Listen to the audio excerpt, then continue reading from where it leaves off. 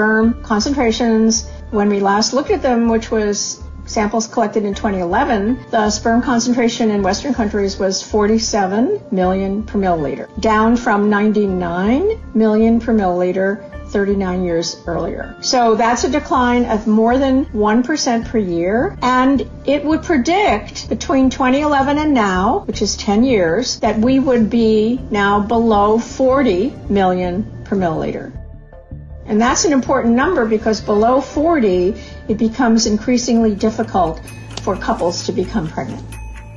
And how low it's going to go before we wake up and say we have to stop this, I don't know how long that's going to take, but it's urgent.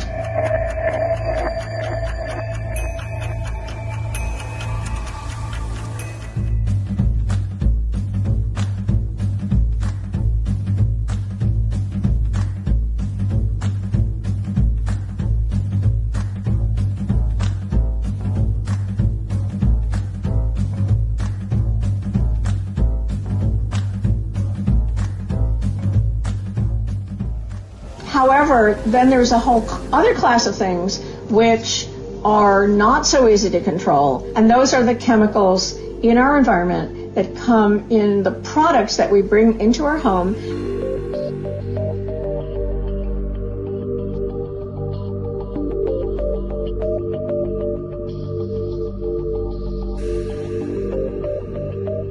Coatings is a big category, and you can coat a pan with Teflon or nonstick.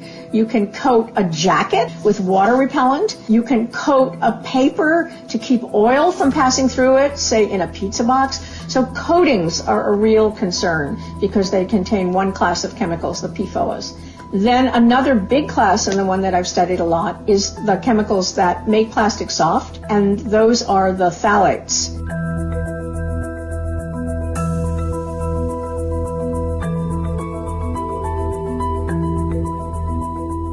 Phthalates as a class are called anti-androgens. Wherever they meet testosterone, they tend to decrease it, and most dramatically in the womb, in early pregnancy.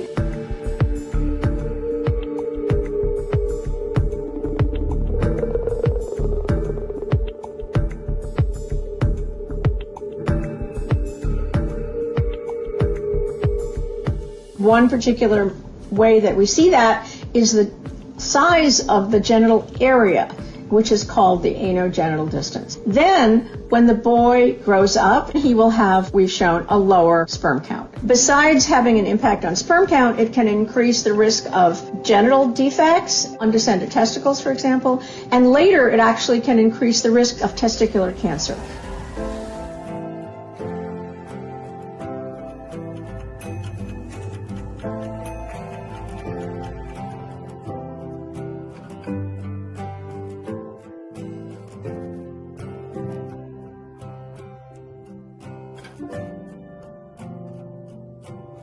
We looked at pesticides, metabolites in their urine, and how they related to the sperm count, concentration, and shape of those sperm. We found that there was a big difference in sperm count and quality. The most dramatic was that men who were living in central Missouri, which is an agricultural area where there's a lot of corn and soy grown, a lot of pesticides used, they had only half as many moving sperm as men in Minneapolis.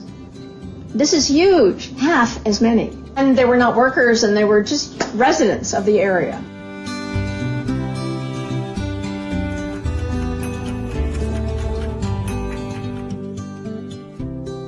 Low sperm count is related to all kinds of morbidities, including heart disease, diabetes, reproductive cancers, and ultimately length of life.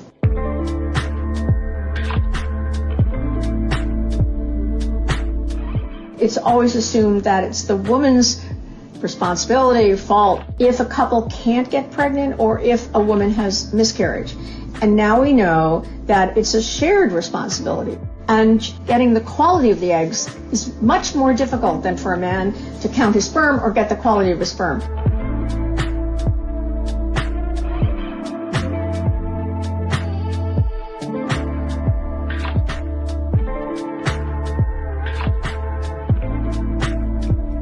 More and more people are now considering storing their sperm, freezing their eggs, long-term storage, because we're in a crisis. A very large and increasing number of children are conceived by assisted reproduction, and an increasing number of people are using surrogates for their pregnancies. We are already in the throes of a really, really serious situation.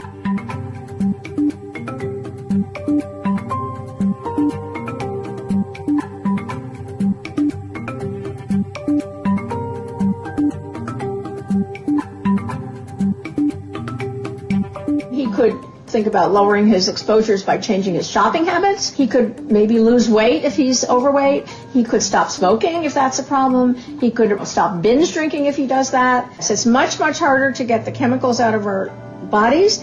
The good news is that many of them are short-lived chemicals, that is, non-persistent. They leave our body with a half-life of 4 hours, 6 hours, so very quickly. So if we could be aware of what's coming in and stop it, then pretty soon we can clean that up.